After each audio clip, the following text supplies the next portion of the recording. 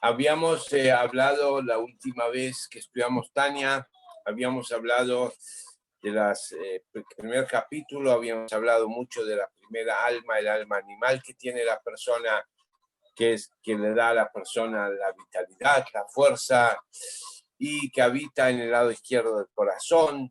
Y habíamos dicho que está también en la sangre y que de ahí vienen las emociones negativas que tenemos, como la furia, los deseos, los placeres, etcétera, etcétera. Y después hablamos de la Neshama espiritual que tenemos y ahí analizamos cómo viene esa Neshama, que es un pedacito de Hashem que nos pone a cada uno, que sale de lo más interior de Hashem. Explicamos que a pesar que hay diferentes niveles de Neshamot, de cualquier manera todas tienen una misma raíz y donde se alimenta cada Neshama del líder de la generación. Después hablamos de cuál es el concepto de la parte que dice el Zohar, de que cuando los padres intiman, ahí procrean un niño, ahí le dan la fuerza o la santidad o la divinidad, y explicamos que eso se refiere a las vestimentas, nada más. ¿Ok? Hablamos también, ahora vamos a continuar el tercer capítulo, hablamos en forma muy general, y sigo con esa generalización que hablamos, que la Neshama en general está compuesta de 5 niveles. Nefesh, Ruach y Neshama. Nefesh, Ruach y Neshama, que son como se dice, las partes del alma que se visten en la persona, en el cuerpo físico, y que están relacionadas con la mente, con el pensamiento, y con el pensamiento, con el habla y con la acción.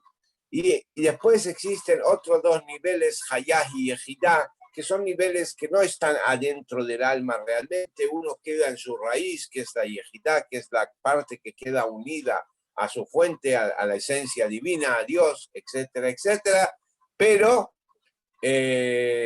no se inviste en el cuerpo, y Hayá, que una parte de ella sí se inviste en el cuerpo y otra parte queda afuera, flotando afuera del cuerpo, para decirlo en una expresión muy material. Por supuesto que estamos hablando de algo divino y hay veces explicarlo exacto en palabras materiales es un poco difícil, pero es una cosa que está de afuera, que no penetra adentro del cuerpo. A partir de ahora, el primer capítulo, ¿cómo se dice? El Tania comienza a hablar de otro concepto que también se agrega al alma espiritual y, como vamos a ver más adelante, también al alma animal. Al margen de los niveles mencionados y específicamente, estos 3 niveles mencionados de Nefesh, Ruach y Neshama, de la parte del alma que sí penetra dentro del cuerpo, tiene aparte de esto, cada una de ellas, o sea, tanto el Nefesh, tanto el Ruach y tanto la Neshama, cada uno de estos niveles tiene 10 poderes que se ramifican de los 10 Sefirot supremas. Como ya hablamos muchísimas veces cuando estudiamos Hasidut, que existen en los mundos espirituales, en los mundos supremos, existe 10 Sefirot, que son Jochma, Binah, Dat, inteligencia, sabiduría, comprensión, Gesed, Urat y Feret, amor, bondad, rigidez y belleza, Netzach, Od y Yesod, que significan eternidad, esplendor y la base, y Malhut y reinado. Son las 10 Sefirot supremas. De las 10 Sefirot supremas se ramifican 10 poderes que se le dan al alma, a cada una de estas partes del alma que está investida en el cuerpo. O sea, cada Nefesh, cada Ruach y cada Neshama, cada pedacito de esos pedazos que la persona tiene en su interior, tiene, aparte de la esencia suya, que es el pedazo de Dios, tiene 10 poderes ramificados de los 10 Sefirot. ¿Ok? En general, estas 10 poderes que tiene el alma, ahora no vamos a hablar de las Sefirot, vamos a hablar de los 10 poderes del alma. Estos 10 poderes que tiene el alma se dividen en 2 partes. Se dividen 3, que se las llama 3 madres y 7 descendientes, o 7 dobles, una cosa así. Enseguida vamos a ver cuando terminemos el capítulo 7, el capítulo 3, perdón, por qué a las tres primeras las llamamos madres y a las otras las llamamos descendientes o ramificación. ¿Cómo se dividen? Como hay tres poderes que son intelectuales. Tres poderes que son intelectuales, que el poder intelectual es Jochma, Binah y Dat, inteligencia, sabiduría y comprensión. Y esas tres poderes intelectuales habitan en general, como más extensamente vamos a estudiar más adelante, están en la mente de la persona, y después existen las otras siete, que son Hesed, Gvurah, Tiferet, Netzachot, Yesod y Malhut, los otros siete poderes que son emocionales y habitan en el corazón de la persona. ¿Ok? Por eso se dividen en dos partes, tres intelectuales y siete emocionales, tres que están en la cabeza y siete que están en el corazón. Nosotros vamos a analizar ahora acá con el Alter Rebbe en el capítulo 3 las tres primeras poderes y qué significan los siete emocionales. Antes que nada, antes de empezar a analizar esto, tenemos que ver también cuáles en detalle los tres poderes que tiene la persona. Y eso es lo que queremos primero que todo analizar. Jochma es el primer poder intelectual del ser humano. Jochma es una cosa, ¿cómo se dice?, abstracta. Jochma es como que alguien diga, para ejemplificarlo en algo material, es como que alguien diga, tengo en un pequeño envase, en una pequeña botellita, en un pequeño vasito, una cantidad concentrada muy fuerte de X cosa, de un remedio, de una comida o de lo que sea, muy, muy fuerte, que comerlo o tomarlo concentrado así como es no sirve para nada y no ayuda, sino al contrario puede dañar. Pero si yo a cada vez, supongamos, voy a decir cualquier ejemplo material, tengo en una botellita una concentración muy, muy fuerte de un ácido especial, ¿está bien? De un vinagre muy ácido especial. Y ese vinagre, si yo lo vuelco en una ensalada o lo vuelco en cualquier comida, me va a arruinar la comida, me va a destruir toda la comida y va a ser incomible, no se va a poder comer. Y encima, si alguien lo come, lo puede llegar a dañar. Acá estamos hablando que ese concentrado sirve cuando yo lo amplío, cuando yo agarro una gota de ese concentrado o una media gota de ese concentrado, lo diluyo con agua o lo diluyo con otro líquido y después se hace comestible recién después. Para tener una idea de este ejemplo, ese es el poder de Jochma. El poder de Jochma es todo el intelecto, toda la capacidad intelectual que tiene el ser humano concentrado en un poder, pero que cuando una persona lo tiene ahí y no lo desarrolla, no saca un pedacito de Jochma y empieza a desarrollarlo, no puede ni siquiera comprender claramente lo que tiene. O en otro aspecto también se lo llama, como se dice en español, cuando se te enciende la lamparita. Se te ocurrió algo, pensaste en algo, analizaste algo y se te ocurrió una idea, pero la idea todavía no la tienes clara. Está ahí en la mente, está en el habitáculo de Jochma, en la mente, pero todavía hay que desarrollarla, todavía hay que ampliarla hacia arriba, hacia abajo, hacia los costados, hay que desarrollarla totalmente, esa idea. Ese es el poder de Jochma. El poder de Jochma, de vuelta, es en resumen toda la capacidad intelectual concentrado en un habitáculo pequeño, con mucho, mucho poder, pero sin desarrollo en absoluto. ¿Está bien? En muchos lugares, vamos a continuar y después voy a volver para atrás. El segundo poder intelectual se llama Binah, que es sabiduría. De la inteligencia pasa a la sabiduría. La sabiduría lo que hace es toma una gota de Jochma, y una gota es un ejemplo, es una manera metafórica de decirlo, porque realmente no sé si es una gota o si son dos gotas, pero toma una parte de Jochma y la desarrolla con sabiduría, la amplía, la desarrolla, la lleva para todos los lados, la amasa para acá, la amasa para allá, la estira para allá, la estira para acá, y ahí cuando está ampliado, cuando está desarrollado, la persona puede empezar a entender, puede empezar a captar, puede empezar a comprender qué es la idea que tuvo. En Hasidut, en muchos lugares, la diferencia entre Jochma y Binah se lo compara como la diferencia que hay, perdón, no la diferencia, sino como se pone un pintor, por ejemplo, o un dibujante a dibujar. Cuando a un dibujante se le ocurre hacer un dibujo, ya tiene más o menos en la cabeza el dibujo, pero después agarra un papel y apoya el lápiz en algún lugar, o la pintura la apoya en algún lugar del papel y hace un círculo. Cuando el pintor hizo el círculo, en ese círculo, que por más que sea un círculo nada más, ya tiene desarrollado toda la pintura o todo el dibujo que él va a hacer. Lo que falta es empezar a mover el lápiz, hacer líneas hacia lo ancho, hacia lo horizontal, hacia lo vertical, hacia para un lado, para el otro lado, para desarrollar el dibujo. Entonces, Jochma es el punto y Binah es el desarrollo, la expresión, el pintar, el dibujar totalmente. ¿Se entendió hasta acá lo que dije? ¿Alguno tiene una duda, una pregunta?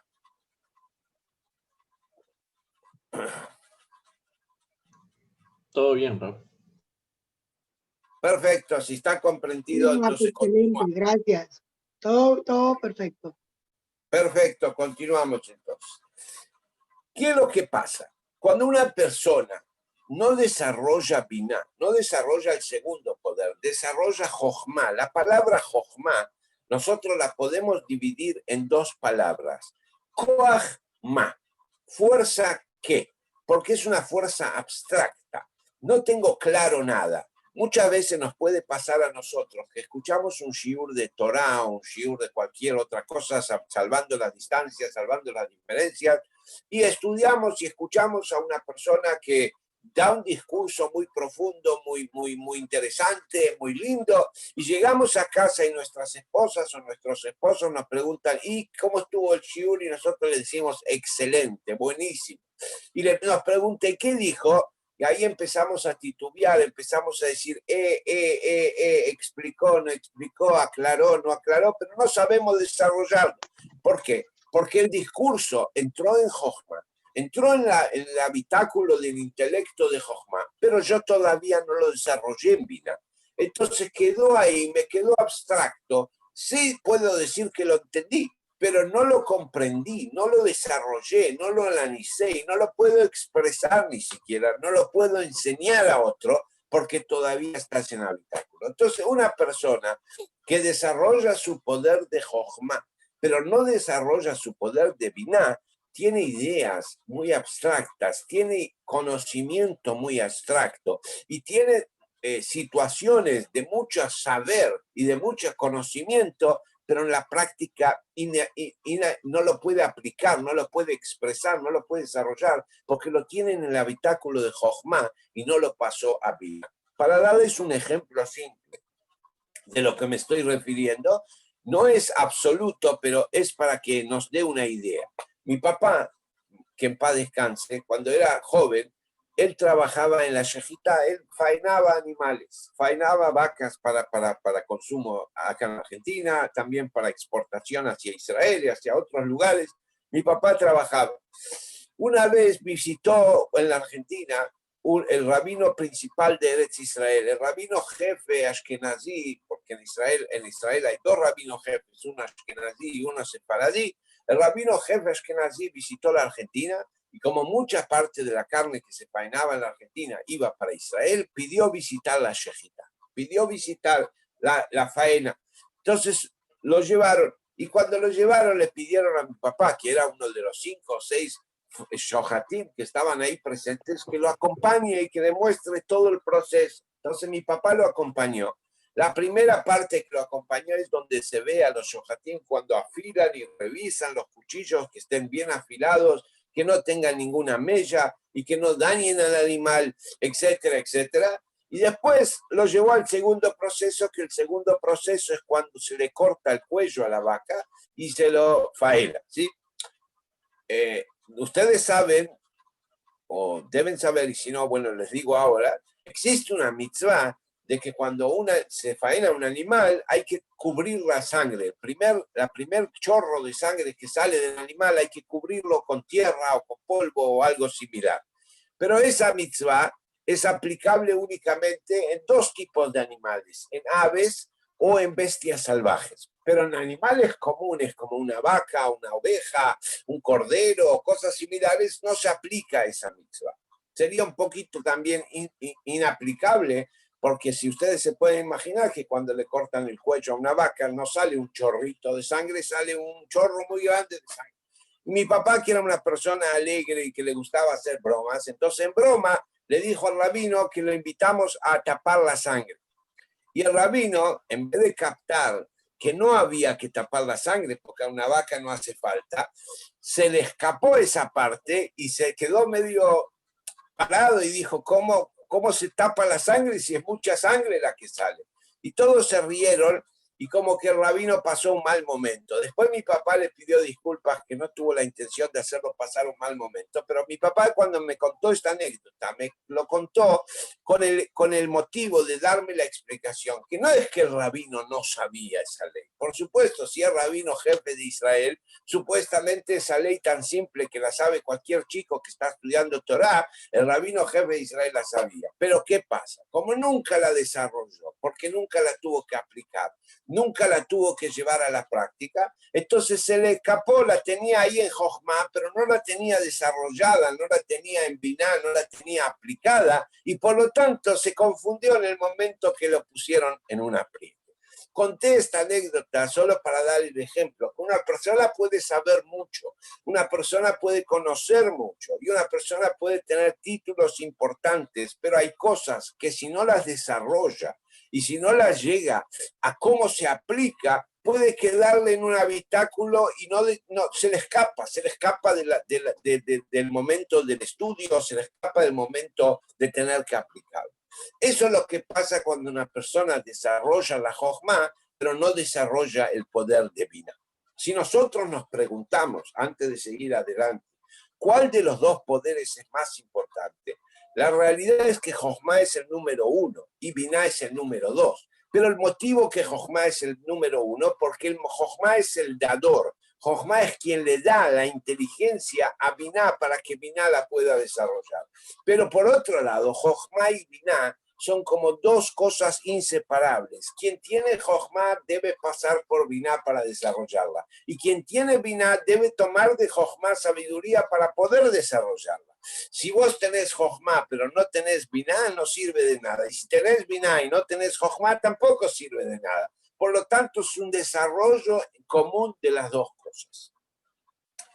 Cuando la persona logra desarrollar tanto su poder de Jochma y tanto su poder de Biná, sucede lo siguiente, que Jochma y Biná, cuando estamos hablando en conceptos divinos, pero esto también es en conceptos materiales, como enseguida lo voy a ejemplificar, pero en conceptos divinos, supongamos, vamos a dar un ejemplo práctico, cuando una persona tiene la inteligencia para darse cuenta que existe Dios, y existe Dios y lo tiene en Jochma y lo desarrolló con Biná, lo desarrolló en muchos aspectos de la vida. Él ve la mano de Dios, él ve la creación, él ve la participación de Dios en cada instante de su vida, en cada paso de su vida, cuando era niño, cuando cuando se convirtió en un muchacho, cuando se convirtió en un adulto, cuando se casó, cuando se convirtió en padre, etcétera, etcétera.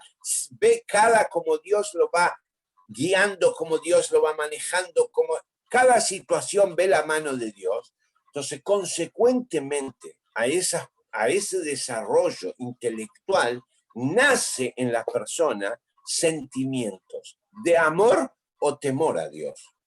Una de las dos. La persona que desarrolla el conocimiento de Dios, la existencia de Dios, la fuerza divina, la bondad de Dios o cualquiera de esas cosas que conocemos y que podemos desarrollar de Dios, automáticamente y consecuentemente puede tener o decir, wow, Dios es muy grande, Dios está muy lejos, Dios es inalcanzable, yo y Dios somos incomparables en absoluto y por lo tanto le trae un temor a Dios, o el otro sentimiento que puede despertar es amor a Dios. Amor a Dios porque decir, a pesar que Dios es inalcanzable y a pesar que Dios está tan distanciado de mí, etcétera, etcétera, pero por otro lado no nos olvidemos que yo tengo un pedacito de Dios adentro mío y por lo tanto lo amo y lo quiero y es parte de mí, etcétera, etcétera.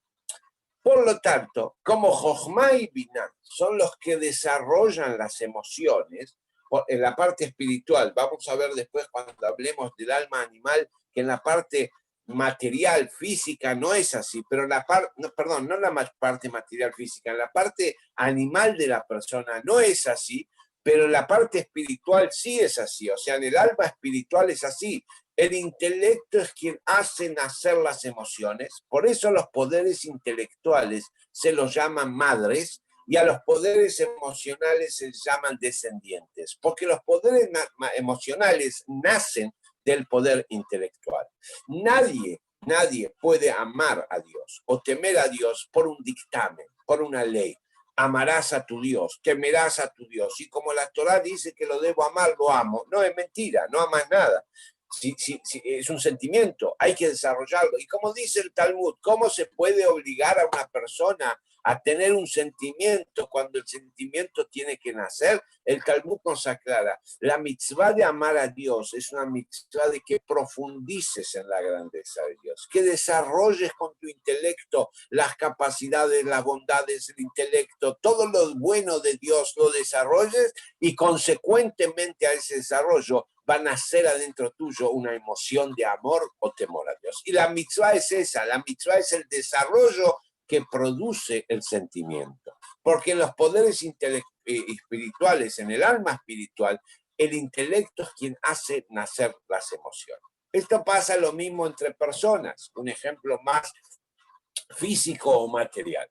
Una persona que busca a su pareja, y si busca en su pareja la atracción física, si busca en su pareja la atracción económica, si busca en su pareja la atracción social, entonces posiblemente no sea real, no sea duradero. ¿Por qué? Porque el físico cambia con el tiempo, lo social puede cambiar y lo económico ni que hablar que puede cambiar. Entonces todo puede cambiar y todo. Si yo me casé y me enamoré, entre comillas, de una mujer muy bella, de repente la mujer se hizo más grande o tuvo familia y desarrolló físico diferente al que yo me enamoré, entonces voy a encontrar a alguien más linda que ella, voy a encontrar a alguien con un físico mejor que ella. Y lo mismo si yo me enamoré de una persona que tiene un dinero, etcétera, etcétera, puede pasar que esa persona pierda su dinero, entonces voy a perder el amor. El desarrollo del amor entre una pareja nace cuando se hace espiritualmente hablando correcto, cuando se conocen y empiezan a meditar, empiezan a desarrollar las virtudes del prójimo. Cuando un hombre conoce una mujer y entiende que esa mujer tiene la capacidad de la bondad, tiene la capacidad del intelecto, tiene la capacidad del temor a Dios, tiene la capacidad de ser una gran mujer, una gran madre, una gran esposa, eso produce el amor eterno. Eso produce, hace nacer adentro mío el sentimiento de que me enamoré no de la persona, me enamoré de los poderes de esa persona, de las capacidades de esa persona, que en general esas cosas nunca cambian. En general esas cosas son eternas. Y por eso, en una pareja que mira las cosas de esa manera, el desarrollo del amor, cada más tiempo pasa, más fuerte es el desarrollo, más fuerte es el amor, porque voy conociendo las virtudes mejor, voy conociendo la profundidad del otro mejor, etcétera, etcétera, y hace eso nacer sentimientos positivos hacia el otro. Lo mismo es una amistad. Si hay una amistad que yo soy amigo de alguien porque me conviene, porque tiene dinero, porque me lleva a un estado social importante, por la razón que sea, Entonces todo eso, cuando se pierda, se pierde la amistad. Pero si yo soy amigo de alguien no por su dinero, ni por su posición social, ni por su capacidad de hacerme reír o capacidad de hacerme llorar, sino simplemente porque veo que es un buen tipo, veo que tiene un corazón enorme, veo que tiene bondades enormes, veo que es inteligente, veo que es temeroso de Dios, etcétera, etcétera, y siento que eso me atrae de esa persona. Entonces, ahí es donde la amistad va a durar eternamente, ahí donde la amistad es real, ahí donde la amistad es valedera, ahí donde la amistad tiene un concepto profundo y básico. Pero esto se logra utilizando el intelecto para poder desarrollar. Estos son los dos primeros poderes del intelecto, que son Jochma y Binah. ¿Está bien? Cuando la persona desarrolló toda la capacidad de Jochma que puede desarrollar y la pasó en Binah, y con Binah desarrolló todo lo que Binah puede desarrollar y le nacen sentimientos. Muchas veces pasa que terminamos de profundizar en Dios, por ejemplo, o terminamos de profundizar en una bondad divina, o nos sucede algo en la vida que nos golpea para bien, nos da una alegría muy grande, nos da un sentimiento muy poderoso, y pasa el tiempo y se enfría ese sentimiento. Pasa de largo, no nos queda, no nos influye en nuestra vida. Supongamos que Dios libre y guarde una persona, tuvo una desgracia, y la desgracia lo golpeó muy profundamente, o tuvo una alegría y la alegría lo golpeó muy profundamente en la parte positiva, y se dio cuenta que tiene que dejar de hacer algo, o tiene que empezar a hacer algo que antes hacía mal o que antes no hacía en general, sea bueno o malo, depende. ¿Está bien? Entonces, ¿qué es lo que sucede? ¿Por qué no nos dura mucho tiempo? ¿Por qué no somos capaces de esa decisión hacerla eterna y duradera? Ahí viene el tercer poder intelectual, que el tercer poder intelectual se llama Da'at. Da'at, la traducción literal, nosotros lo utilizamos como el término de comprensión, pero la traducción, literal sería conocimiento. Conocimiento significa, en Hasidut se llama el Da'at como el cuello, es quien une la mente con el cuerpo. La cabeza, lo que vos entendés acá, ¿cómo haces para bajarlo al cuerpo? Para que no solo nazca un sentimiento que dure 1 hora o 24 horas o una semana y después desaparezca, sino que llegue a la acción, que llegue a la práctica, que se logre hacer eso. Entonces, para eso hace falta la comprensión, para eso hace falta el Da'at. El Da'at es quien une todo tu poder intelectual con el intelecto y el desarrollo positivo que le diste y lo une a los sentimientos y a la acción de la persona. Una persona que fue a prepararse para hacer una dieta, vamos a decir, ¿sí? Un ejemplo.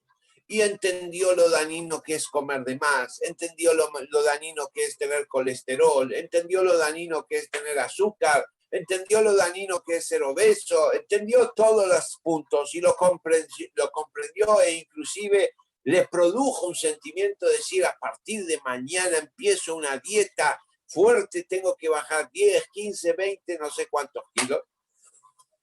Pero pasa una semana y se rompe la dieta. Pasa una semana y la persona empieza a comer de vuelta.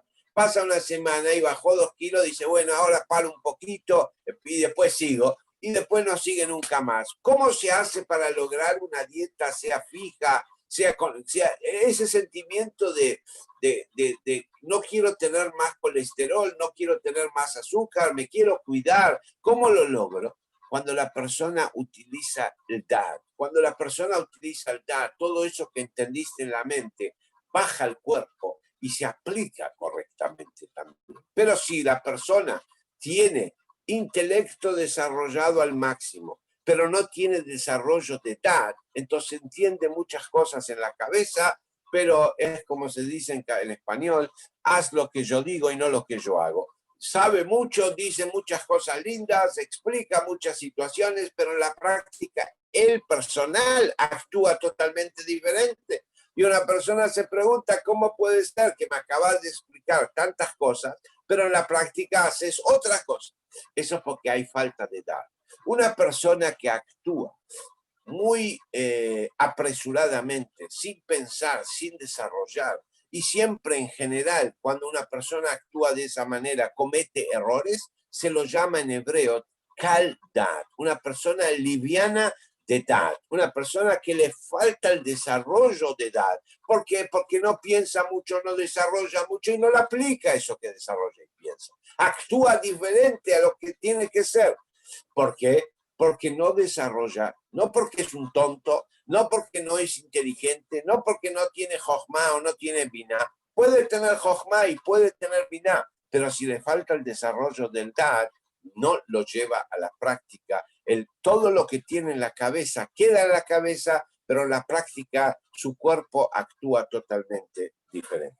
¿Se entendió hasta acá? Sí, Rab. Sí, Rab. Gracias. Esto lo vemos también, por ejemplo, la palabra, yo lo digo en hebreo, Da'at, que Da'at, como nos tradujimos, comprensión. La Torá nos cuenta que cuando Adán, el primer hombre, conoció a su mujer Javá y se unió íntimamente para procrear, la Torá dice, Adán conoció, Adán comprendió a Javá.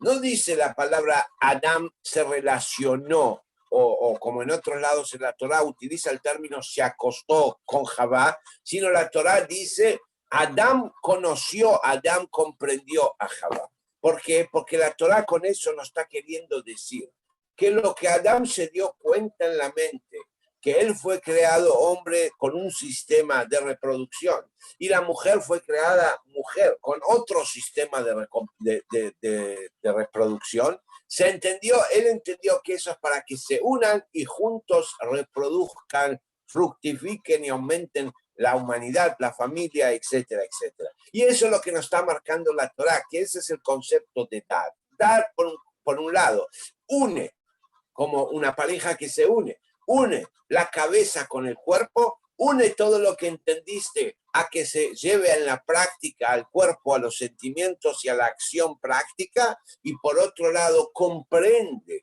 todo lo que entendiste, cómo aplicarlo en la práctica y para qué sirve todo tu conocimiento, toda tu sabiduría, que no quede ahí en conocimiento y sabiduría, pero vos sigas siendo el mismo tipo que antes, cambies vos con la acción, con los sentimientos a través del Da'at.